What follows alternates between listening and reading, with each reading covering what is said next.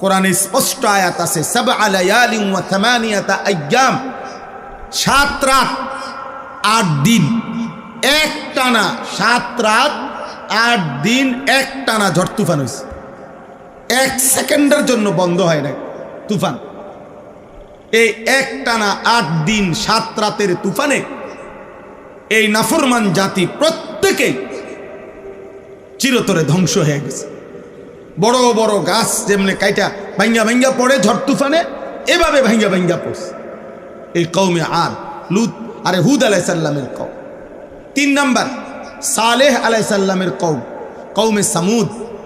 এই নাফরমান জাতি আল্লাহর নাফরমানি করত, কুফর, শিরিক এবং যাবতীয় পাপ করত। মনে রাখবেন, মানুষের মধ্যে কিছু পাপ আছে কমন, মোটা দাগে, মদ, জুয়া, গান, বাদ্য, নারীর সাথে হারাম, জিনা, ব্যভিচার, এগুলো, খুন, রাহাজানি, চুরি, ডাকাতি, ছিনতাই, ওজনে কম দেওয়া, হারাম উপার্জন করা, সুদ, কিস্তি, মনে করেন এগুলো সর্বযুগেই কমন বড় পাপ। সব যুগের নাফরমানরা, প্রত্যেক যুগের সীমা লঙ্ঘনকারী, গাদ্দার, পাপীরা, যারাই আল্লাহর জমিনে গাদ্দারি করছে, ওরা এই জাতীয় পাপের কোনো 1টা 2টা 4টার মধ্যেই লিপ্ত ছিল। এখনো আপনি সহজে দেখবেন, কেউ সুযোগ পায় কিংবা পায় না, কিন্তু প্রত্যেকেই এই নির্দিষ্ট কিছু পাপ আছে যেটা একটা আরেকটাকে টানে। যেমন মদের আড্ডা, নেশা যার মধ্যে আছে, নেশার আড্ডা, তার মধ্যে আপনার জিনা, গান, বাদ্য, তার মধ্যে এই মানসিকতা 100 আছে। প্রত্যেক নেশাখোর ব্যভিচারী, প্রত্যেক ব্যভিচারী নেশাখোর। যে নেশা করে সে নারীর সাথে অপকর্ম করে, যে নারীর সাথে অপকর্ম করে সে নেশাও করে, যে জুয়া খেলে সে নেশাও করে, যে নেশা করে সে জুয়াও খেলে।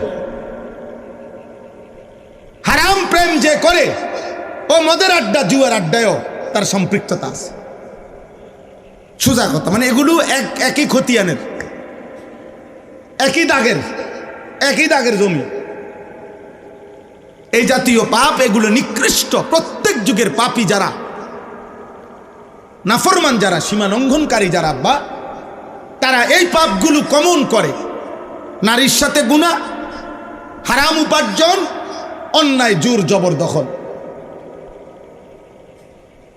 মদের আড্ডা, জুয়ার আড্ডা, নারীর আড্ডা, জিনার আড্ডা, ব্যভিচারের আড্ডা। এটাই বাস্তবতা।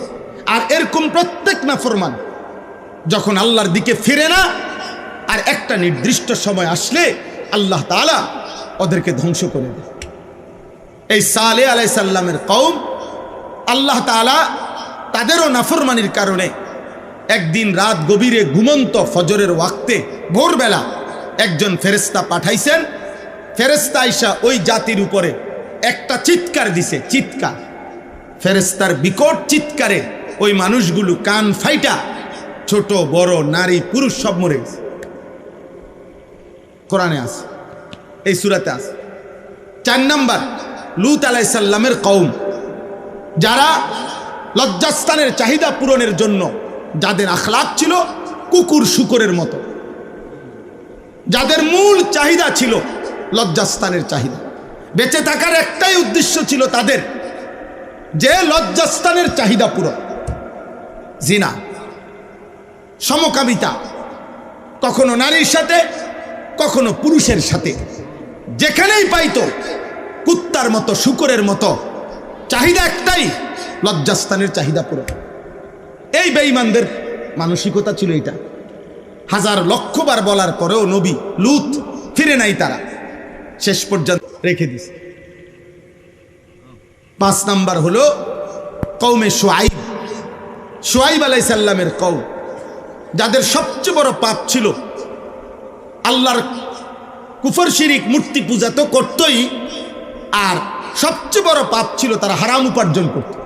তাদের উপার্জনের নেশা ছিল যে যেমনে পারো ওজনে কম দিয়া, ঠকাইয়া, সুদে, হারামে, ধোকায়, প্রতারণায়, সিটারি কইরা রোজগার করতে হইব যেমনি হোক হারামের মাধ্যমে। এই হারাম উপার্জনের প্রচন্ড নেশা ছিল তাদের। ফলে কোনোভাবেই যখন এই গুনাহ ছাড়ে নাই, একদিন আল্লাহ তাআলা এই জাতিকেও ওই 3 নম্বর জাতির মতো ঘুমন্ত অবস্থায় একদিন ভোরবেলা ফেরেশতা বিকট চিৎকার দিয়ে এমন চিৎকার দিছে পুরা জাতি কান ফাইটা মরে গেছে, ছোট বড় সবাই। আমার ভাই, আমার কথাটা একটু মনোযোগ দিয়ে শোনো, এই আয়াতের সাথে বোঝানোর জন্য বলতেছি, অল্প একটু কথা মিলাইলেই কথা শেষ আমার। তাহলে এই 5টি জাতির নাম আমি বললাম। 1 নম্বর নূহ আলাইহিস সালাম, 2 নম্বর হুদ আলাইহিস সালাম, 3 নম্বর সালেহ আলাইহিস সালাম, 4 নম্বর লূত আলাইহিস সালাম, 5 নম্বর শুআইব আলাইহিস সালাম। কেউ লজ্জাস্থানের চাহিদা পূরণ করতে গিয়ে গুনাহ করত, কেউ উপার্জনের ক্ষেত্রে গুনাহ করত, হারাম উপার্জন করত, কেউ হারাম নেশার আড্ডায় নাফরমানি করত। মূল কথা হলো মোটা দাগে মদ, জুয়া, জিনা, ব্যভিচার, হারাম উপার্জন, এর মধ্যেই তাদের মূল এই পাপীদের সীমাবদ্ধতা ছিল। এবং আল্লাহ তাআলা এদেরকে হাজার লক্ষবার বলার পরে নবী যখন কোনোভাবেই পাত্তা দেয় নাই, একদিন আল্লাহ তাআলা ওই জাতিদেরকে ধ্বংস করে দিছে, ধ্বংস করে দিছে। কোরআনুল কারীমের মধ্যে এই সূরা আছে, আল্লাহ বলেন এক একটা জাতিকে এভাবে ধ্বংস করছে, পরবর্তী কেউ দেখে মনে করছে এখানে পৃথিবীতে জীবনে কোনোদিন কোনো মানুষ ছিল, এইটার চিহ্ন নাই।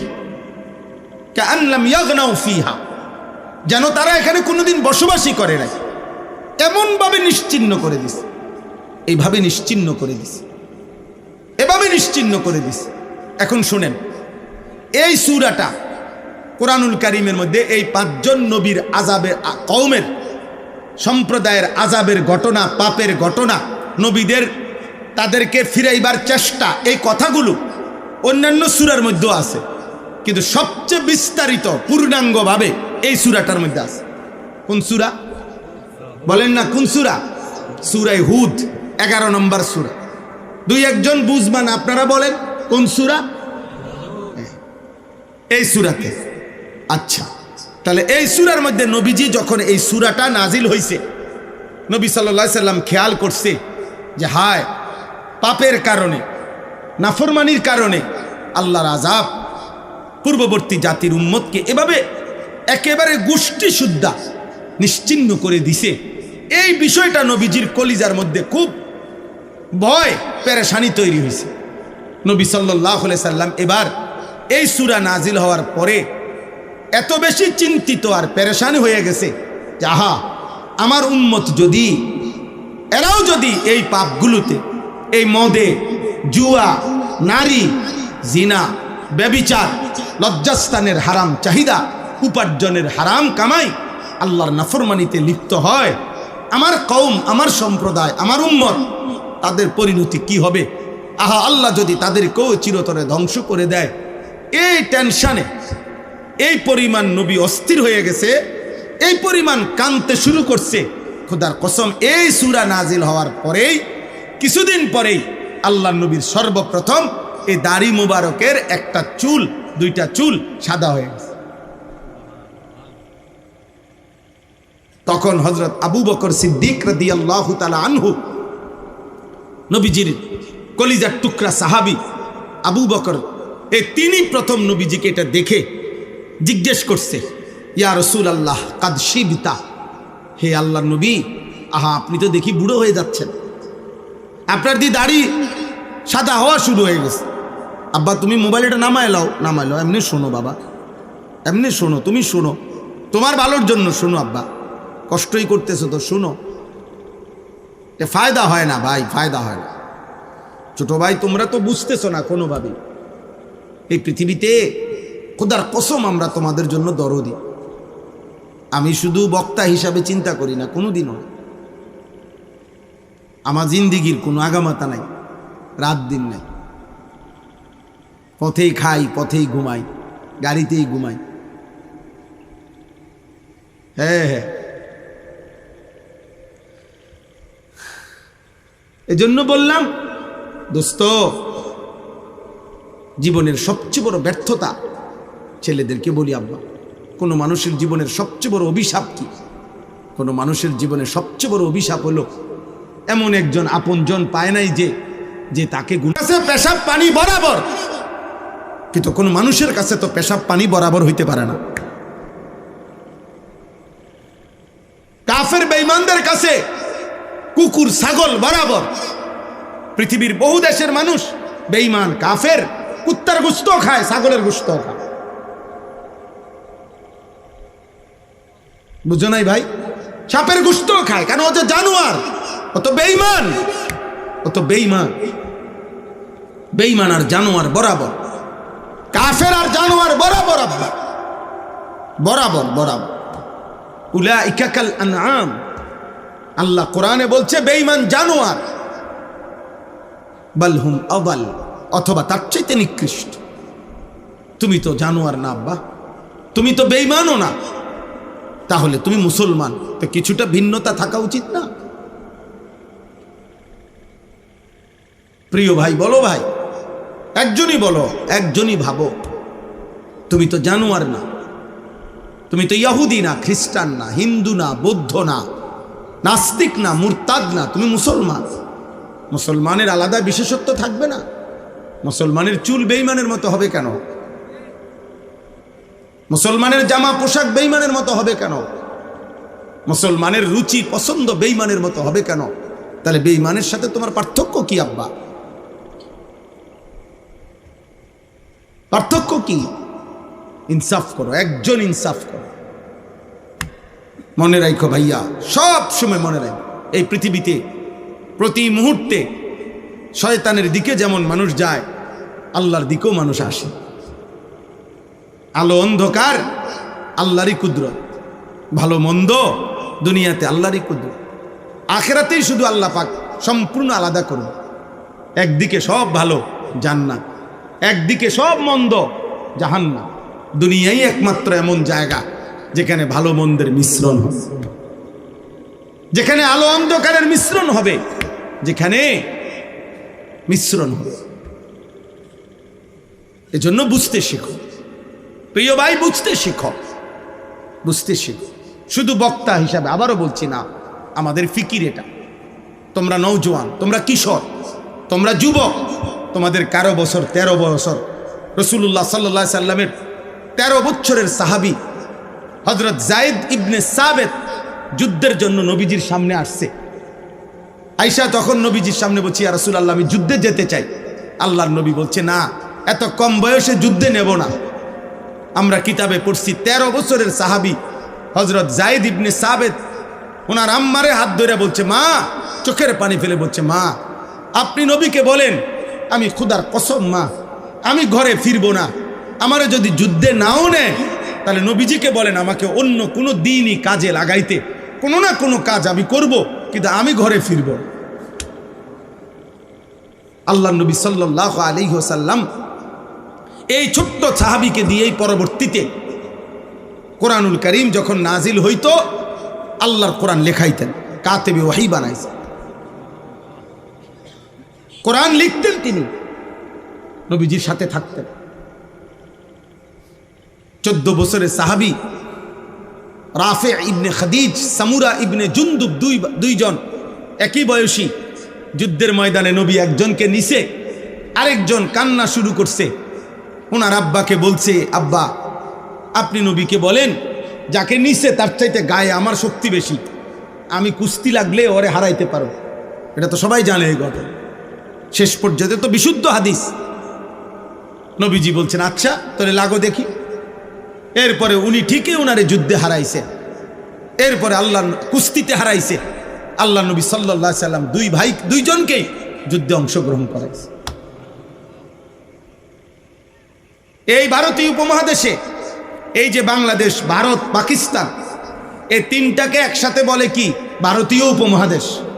এই ভারতীয় উপমহাদেশে সর্বপ্রথম, আজ থেকে বহু আগে, 712 খ্রিস্টাব্দে, এখন হলো 2026 খ্রিস্টাব্দ, আজ কত আগে 712 খ্রিস্টাব্দে সর্বপ্রথম মাত্র 17 বছর বয়সী একজন ইমানদার যুবক আরব থেকে কাফেলা নিয়ে, যুদ্ধের কাফেলা নিয়ে সর্বপ্রথম এই ভারতীয় উপমহাদেশে একজন হিন্দু রাজাকে পরাজিত করে কালেমার পতাকা উড়াইছেন। সেই কালেমার পতাকার বরকতে এখানে ইসলামের প্রচার শুরু হয়েছে। তারপরে আজকে আমরা এই কোটি কোটি মুসলমান এই ভারতীয় উপমহাদেশের মধ্যে এর প্রথম ব্যক্তি যিনি ছিলেন তিনি মাত্র 17 বছরের মুহাম্মদ ইবনে কাসেম রাহমাতুল্লাহ আলাইহি। আজ এই কোটি কোটি ইমানদারের নেক আমলের সওয়াব সে পাবে।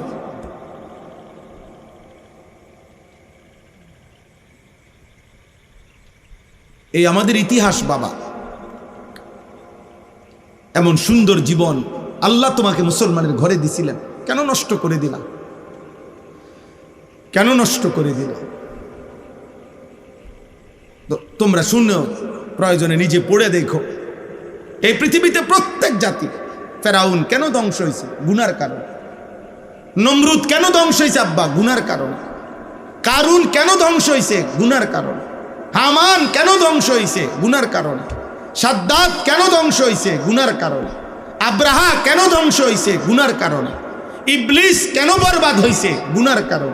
নূহ আলাইহিস সালামের জাতি ডুবাইয়ে ফেলছে আল্লাহ কেন? গুনার কারণ। গুনার কারণ, পাপের কারণ।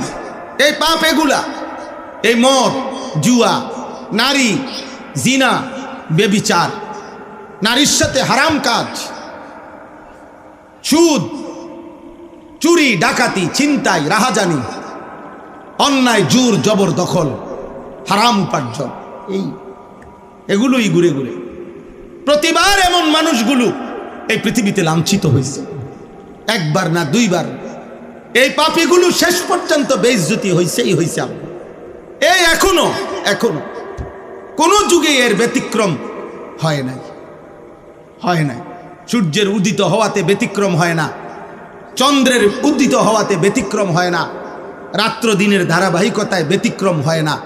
কখনো এমন ঘটনা ঘটে নাই যে 72 ঘন্টা রাত হয় নাই, 72 ঘন্টা দিন একটানা হয় নাই আব্বা।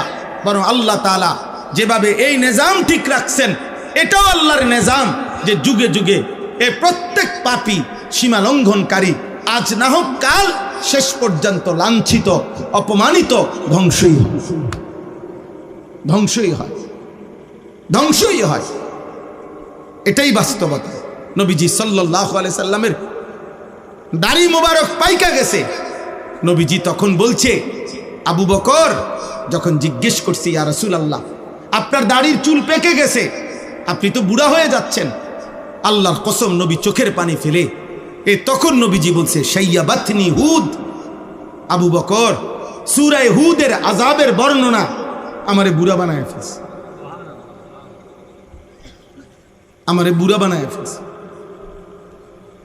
আমার প্রতি মিনিট ভয় লাগতেছে। সূরা হুদে এক এক পাপী জাতির আযাবের যে বর্ণনা আল্লাহ দিছে, আমার উম্মত যদি সেই পাপগুলো করে কি হবে তাদের পরিণতি? কি হবে তাদের পরিণতি?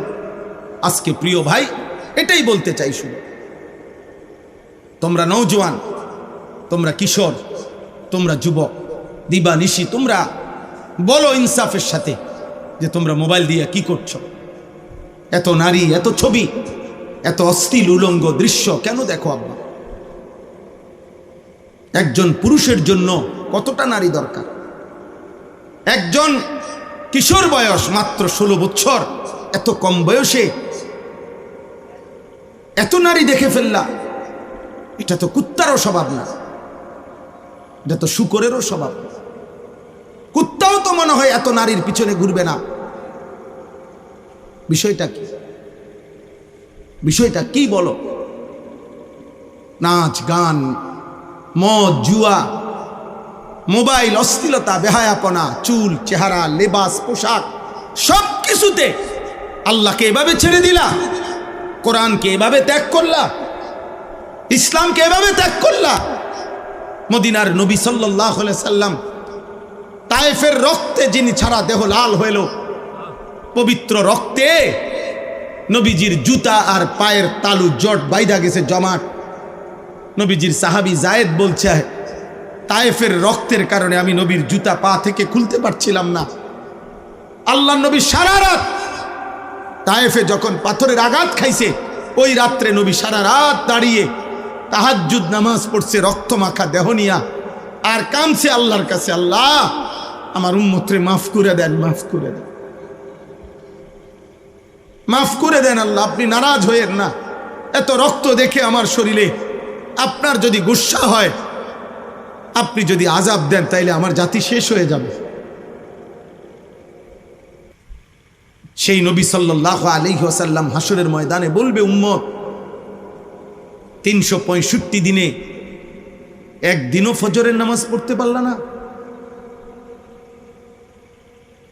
একদিনও না, একদিনও মনে পড়ে নাই। এই পৃথিবীতে হাদিস কিতাবে আছে, নবীজি তার উম্মতকে, সাহাবাদেরকে শেষ কোন নামাজে দেখে গেছেন? আল্লাহর কসম, কোরআন হাতে বললাম, একজন ছেলেও যদি বুঝো, নবীজি তার উম্মতকে শেষ দেখে গেছে ফজরের ওয়াক্ত। কসম আল্লাহ। সোমবার দিন রবিউল আউয়াল মাসে নবীজি ইন্তেকাল করছে যেদিন, সেদিন ফজরের নামাজে সাহাবায়ে কেরামকে পুরা মসজিদ ভরা দেখছে, খুশি হয়েছে, মুচকি হাসি দিছে। এরপরে জোহরের নামাজের ওয়াক্ত হওয়ার আগ মুহূর্তে আল্লাহর নবী সাল্লাল্লাহু আলাইহি সাল্লাম ইন্তেকাল করছে। নবীজি শেষ হাসি, শেষ খুশি সাহাবাদের প্রতি হয়েছেন ফজরের নামাজে দেখে, ফজরের নামাজে দেখে।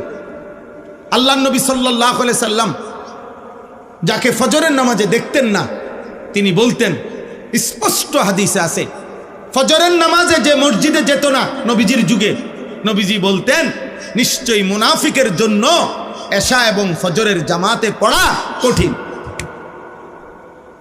এর জন্য সমস্ত কিতাবে আছে কথা, ফজরের নামাজে প্রমাণ হয় কে মুমিন কে মুনাফিক, জুমার নামাজে না। কোনো হাদিসে কথা নাই যে জুমার নামাজের ফজিলত অনেক, অনেক নেকি, অনেক নেকি, অনেক নেকি, কিন্তু আপনি মুমিন না মুনাফিক এটা চিহ্নিত করার প্রমাণ ফজরের নামাজ। কোন নামাজ বলেন না, কোন নামাজ? বুখারীতে হাদিস আছে, নবীজি বলছে, আমার মন চায় ফজরের অনুপস্থিত মুসল্লিকে আমি নিজে আগুন নিয়ে গিয়া তার ঘর ওই নাফরমানকে সহ জ্বালায়া দিই। আল্লাহর কসম, এটা বুখারীর হাদিস, বুখারী শরীফের শ্রেষ্ঠ কিতাবের হাদিস। নবীজি বলছেন, আমার দিল চায় এই নাফরমানকে আমি ঘর সহ আগুনে জ্বালায় ফেলি।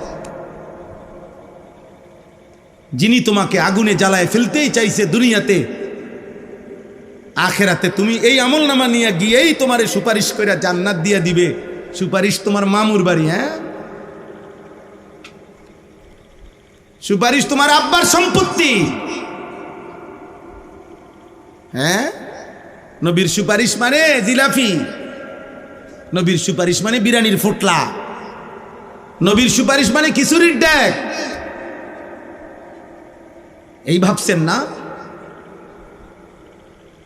নাউজুবিল্লাহ, নাউজুবিল্লাহ।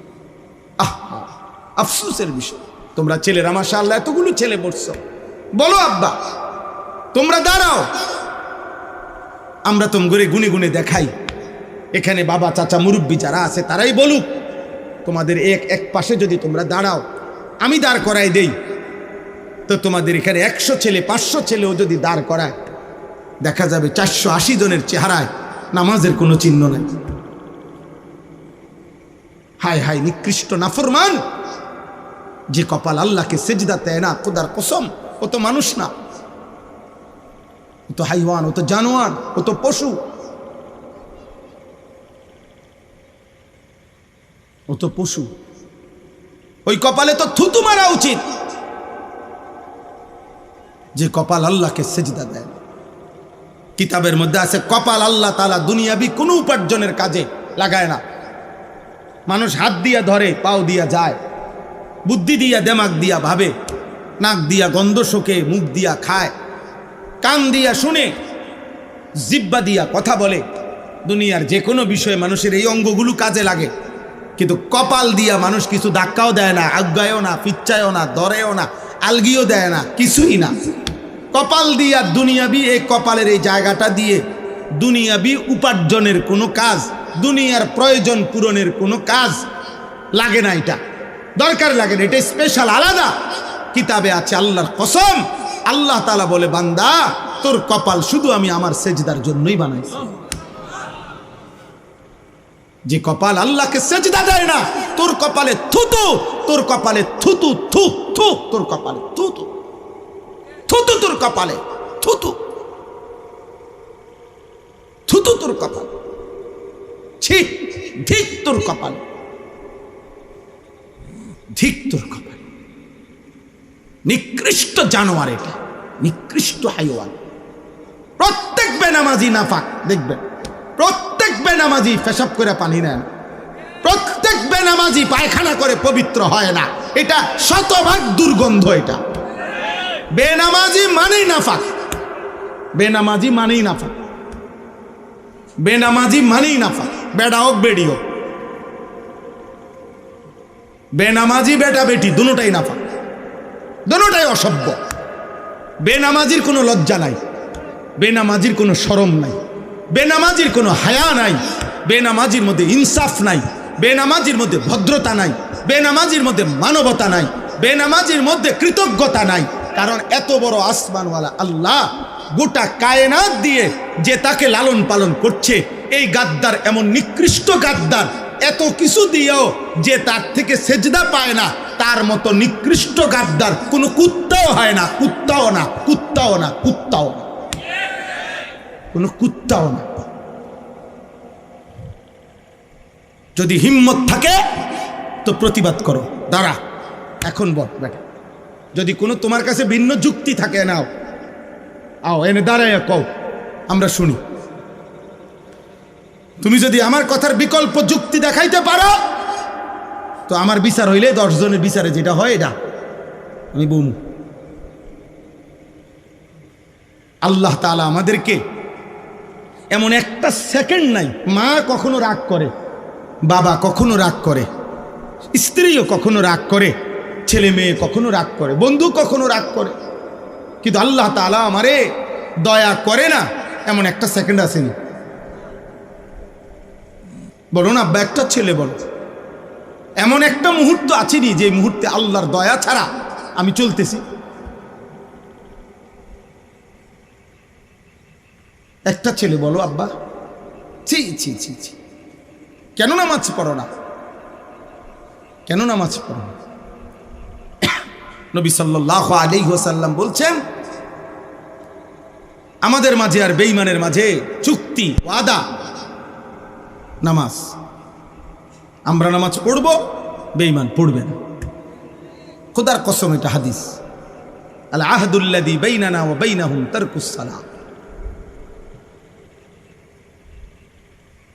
নামাজ নবীজি বলছে, ফামান তারাকাহা ফাকাদ কাফারা।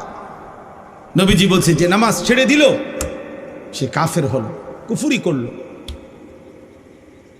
হযরত আবু দারদাকে নবীজি বলছে, আবু দারদা লা তাতরুকিস সালাতা মাকতুবাতান মুতাআম্মিদা, ইচ্ছে করে কোনো ফরজ নামাজ ছেড়ে দিও না, ছেড়ে দিও না, নামাজ ছেড়ে দিও না, নামাজ ছেড়ে দিও না। এজন্য তোমাদের কাছে প্রথম কথা আমার, আল্লাহ তাআলা এখানে বলছে, বান্দা এই একটা আয়াতের অর্থ এটাই, ওয়া আনিস্তাগফিরু রাব্বাকুম সুম্মা তুবু ইলাইহি। আল্লাহ বলে, বান্দা আমি আল্লাহ বলছি আমার নবীর ভাষায়, নবীর মাধ্যমে, তোমরা সমস্ত গুনাহ থেকে আমার কাছে মাফ চাও, ছেড়ে দাও, গুনাহ ছেড়ে দিয়ে মাফ চাও। সুম্মা তুবু ইলাইহি, আবার ইবাদত শুরু করে তওবা করো। তওবা করো মানে আল্লাহর কাছে ফিরে আসো। তওবা করা মানে হলো আল্লাহর কাছে বান্দা ফিরে যাওয়া। তওবা করা মানে কি? আর বান্দা আল্লাহর কাছে ফিরে যায় ইবাদতের মাধ্যমে। কিসের মাধ্যমে বলেন না? এই জন্য তওবা মানে ইবাদতের মাধ্যমে আল্লাহর কাছে ফিরে যাওয়া, আর ইস্তেগফার মানে গুনাহ ছেড়ে দিয়ে আল্লাহর কাছে মাফ চাও। আল্লাহ বলেন, গুনাহ ছেড়ে দিয়ে আমার কাছে মাফ চাও, ইবাদত শুরু করে আমার কাছে ফিরে আসো। আমি ওয়াদা দিলাম তোমাকে 2টা পুরস্কার দেব। যদি গুনাহ ছেড়ে দিয়ে আমার কাছে মাফ চাও, যদি ইবাদত শুরু করে আমার কাছে ফিরে আসো, খোদার কসম আল্লাহ বলেন এই আয়াত, ইউমাত্তিউকুম মাতাআন হাসানান ইলা আজালিম মুসাম্মা, তোমার হায়াতের বাকি কয়দিন, যে কয়দিন বাঁচবা, আমি আল্লাহ তোমার জীবনে দুনিয়ার যত প্রয়োজনীয় উপকরণ আছে সবগুলো আমি আল্লাহর পছন্দ মতো হালাল পবিত্র উপকরণ সব দিয়ে দেব। তোমার সব প্রয়োজন পূরণ করব হালাল দিয়ে, পবিত্রটা দিয়ে। নারী দেব তোমাকে পবিত্র স্ত্রী দিয়ে, নারীর চাহিদা পূরণ হবে। টাকার চাহিদা পূরণ করব, তবে হালাল টাকা দিয়ে, হালাল টাকা, মাতাআন হাসানা। বুঝেন না? এখনো আমার লজ্জাস্থানের চাহিদা পূরণ হইতেছে জিনার মাধ্যমে, ব্যভিচারের মাধ্যমে, বেশ্যাপতিতার কাছে গিয়া, হারাম নর্তকীর কাছে গিয়া, নিকৃষ্ট কোনো বেপর্দা বেহায়া অসভ্য চরিত্রহীন কোন মেয়ের মাধ্যমে, পুরুষের মাধ্যমে, যে লজ্জাস্থানে নাপাক ব্যবহারের মাধ্যমে, উলঙ্গ ছবি দেখার মাধ্যমে, নর্তকী দেখার মাধ্যমে, এটা হলো একটা চাহিদা পূরণ। এটা তো নিকৃষ্ট চাহিদা পূরণ, এটা তো হারাম। কিন্তু আল্লাহ বলে না, আমি তোমার চাহিদা পূরণ করব পবিত্র স্ত্রী দিয়ে। এক তো হলো টাকা আসতেছে, সুদের টাকা, কিস্তির টাকা, লোনের টাকা, জুয়ার টাকা, মিথ্যা কথা বলার টাকা, ওজনে কম দিয়া টাকা, ছিনতাই করা টাকা, চুরির টাকা, ডাকাতির টাকা, অনিয়ম করে টাকা, মানুষের সম্পদ লুণ্ঠন করে টাকা, হ্যাঁ, এগুলোও টাকা। এটা হইল টাকার প্রয়োজন পূরণ হইল। কিন্তু আল্লাহ বলে না, আমি এমনটা না, আমার গুনাহ ছেড়ে দিয়ে আমার কাছে আসলে, ইবাদত করিলে আমি হালাল দ্বারা পবিত্র টাকা দিয়েই তোমার প্রয়োজন পূরণ করব। ইউমাত্তিউকুম মাতাআন হাসানান ইলা আজালিম মুসাম্মা। আল্লাহ বলেন প্রয়োজন পূরণ করে দেব সব। এজন্য ইমানদারের সব প্রয়োজনই পূরণ হয়। আব্বা সবাই প্রয়োজন। এই পৃথিবীতে সবাই ভাত খায়, এই পৃথিবীতে সবাই লজ্জাস্থানের চাহিদা পূরণ হয়, কিন্তু কারোটা হালাল, কারোটা হারাম। সম্পদ সবারই কম বেশি হয়। ধনী সব লাইনে আছে, ফকির সব লাইনে আছে। সিটারির লাইনেও ধনী আছে, সিটারির লাইনেও গরিব আছে। আবার ইমানদারের লাইনেও ধনী আছে, ইমানদারের লাইনেও গরিব আছে। সাহাবায়ে কেরামের মধ্যে ধনী সাহাবিও ছিলেন, গরিব সাহাবিও ছিলেন না? এখন হুজুরদের মধ্যে সারা বাংলাদেশের হুজুর সব ইনকাম বরাবর। কথা বলে না কেন? হ্যাঁ বলেন, ইনকাম বরাবর সব। তো তাইলে এটা কিচ্ছু না, কম বেশি। এটা হুজুর হওয়া বা না হওয়া, মাদ্রাসায় পড়া বা না পড়া, অথবা স্কুলে পড়া বা না পড়া, আল্লাহর কসম টাকা পয়সা কম বেশির মধ্যে এটার কোনো প্রভাব নাই। টাকা পয়সা কম বেশির মূল হিসাব কার কাছে? কার কাছে বলেন না? মাদ্রাসায় পড়লেই পয়সা কম, স্কুলে পড়লেই পয়সা বেশি, এটা কে বলছে? কোন জাতিসংঘে? কেডা বলছে এটা? আপনাদের একটা বিবেকে একটা উদাহরণ বলেন তো। সারা বাংলাদেশে প্রতিদিন যারা ভিক্ষা করে, ভিক্ষা, এরা সব হুজুর? কথা কয় না? এরা সব মাদ্রাসা ছাত্র। তো তাহলে হেরা ভিক্ষা করে কা? কথা বলেন না কা? ওরা ভিক্ষা করে কেন? তাহলে এটা কার ফয়সালা? আল্লাহর ফয়সালা। আল্লাহর ফয়সালা, আল্লাহর ফয়সালা। জেনারেল শিক্ষিত সবার ইনকাম বরাবর, সিএনজি ড্রাইভার সবার ইনকাম বরাবর, মুদি দোকানদার সবার ইনকাম বরাবর। কথা বলে না? তো বরাবর না কেন? হেরা তো হুজুর না। তাহলে এটা কোনো কি না? কথা না। কথা হলো রিজিক কম না বেশি, এটা কার হাতে? আল্লাহ। এক মারফুত মায় দোনোজনের লেগে দোয়া করছে কলজা দিয়া। ও একজন কোটিপতি আর একজন ফকির, এক লগে বিদেশ। আমাগো গ্রামে দুইজন 16 বছর পরে বিদেশতে আইছে। একজনে বাড়ি গাড়ি করছে, আরেকজনে আমারে নিজে বলছে, ভাই প্যান্ট যেটা পরা প্যান্ট, কয়টা আরেকজনের তে হাওলাত করে আইছে। প্যান্টও ছিল না, একটা ফিন্দার প্যান্ট আরেকজনের থেকে হাওলাত করিয়া তো প্যান্ট ফিন্দা আইছে। ভাই একই কোম্পানির চাকরি করছে, এক জায়গা। এমন কেন? এমন কেন বলে? তাহলে ফয়সালা কার? তো এই জন্য আল্লাহ বলেন, বান্দা গুনাহ ছেড়ে দাও, ইবাদত করো, আমি হালাল এবং পবিত্র দিয়েই তোমার দুনিয়ার প্রয়োজন পূরণ করব। হারাম লাগবে না, হারাম লাগবে। ওয়ায়ুতি কুল্লাদি ফদলিন ফদলা। আর দ্বিতীয় পুরস্কার হলো, আমি আল্লাহ আখিরাতে তোমার প্রত্যেকটা নেক আমলের সর্বোচ্চ বিনিময় জান্নাত দিয়ে দিই। ওয়া ইন তাওয়াল্লাও, আর যদি, এই যে শেষ কথা, আর যদি আমি আল্লাহর কথা ফিরায় দাও, প্রত্যাখ্যান করো, ফা ইন্নী আখাফু আলাইকুম আযাবা ইয়াউমিন কাবীর। ওই প্রত্যেক যুগের নবীরা যেভাবে বলছে, আল্লাহ বলছে নবী আপনিও বলেন, হে আমার জাতি, যুগে যুগে প্রত্যেক নবীরাই বলছে কথা, আল্লাহর নাফরমানি করলে আল্লাহর আযাব আসবে, আল্লাহর আযাব আসবে। হে আমার কওম, আমিও মুহাম্মদ, আমি সাল্লাল্লাহু আলাইহি সাল্লাম নবীও তোমাদেরকে বলছি, আমার কওম, তোমরাও যদি আল্লাহর নাফরমানি করো, তো আমি আল্লাহর পক্ষ থেকে আখিরাতের, কবরের, কিয়ামতের, হাসরের ভয়ানক আযাবের ভয় করছি। তোমাদের উপরে আল্লাহর আযাব আসবে, তোমাদের উপরে আল্লাহর আযাব আসবে। নবীজি ফাতেমাকে বলছে, ফাতেমা, তোমার নামাজ বিনে আমি মুহাম্মদের মেয়ে বললে তোমার আমি বাঁচাইতে পারবো না। নবীজির মেয়েকে বলছে। নবীজি তার চাচা আব্বাসকে বলছে, চাচা, আমি মুহাম্মদের চাচা বললে আপনারে আমি আখিরাতে জাহান্নাম থেকে বাঁচাইতে পারবো। আপনার আমল, আপনার সেজদা আপনাকে পেশ করতে হবে, নয়তো আবু তালেবের ইমানের জন্য নবী এমন কাঁদলেন কেন? কথা বোঝেন নাই? আবু তালেব যাতে কালেমা পড়ে, নবীজি এত কাঁদলেন কেন? নবীজি তো এটা বলতে পারতেন, এটা আমার স্পেশাল কোটার থেকে আমি দিয়ে দিব, ব্যস্ত। কথা বলে না? আরে নবীর হাতে যদি এরুমে যে বিষয়টা, যে তিনি যাকে মন চায় তাকে জান্নাত দিবেন, বিষয়টা এটা না আব্বা। কথা বোঝেন নাই আমার? সুপারিশ মানে জান্নাত দেওয়া না, সুপারিশ মানে আবেদন। কথা বোঝেন নাই আমার? সুপারিশ মানে কি? আবেদন মানেই হলো আরেকজন কেউ আছে যিনি অনুমোদন করবে। আবেদন করার অর্থ কি? আরেকজন কি করবে? তিনি কে? বলেন না, তিনি কে? তো মনে করেন 1 কোটি মানুষ, ধরেন কথার কথা 1 কোটি উম্মত, তো নবীজি সুপারিশ করছে 1 কোটির জন্য, যে আয় আল্লাহ, আমি সুপারিশ করলাম আমার 1 কোটি উম্মতরে জান্নাত দিয়ে দেন।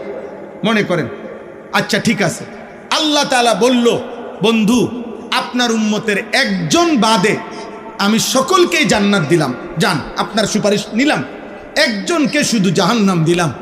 আমার আব্বা, আমার ভাই একজন বিবেকবান বলেন, সেই একজন যাকে জাহান্নাম দিবেন সেই নামটা যদি হয় আনিসুর রহমান, তাহলে বাকিরা জান্নাতে গিয়া আমি একজন জাহান্নামে গেলে আমার কি লাভ?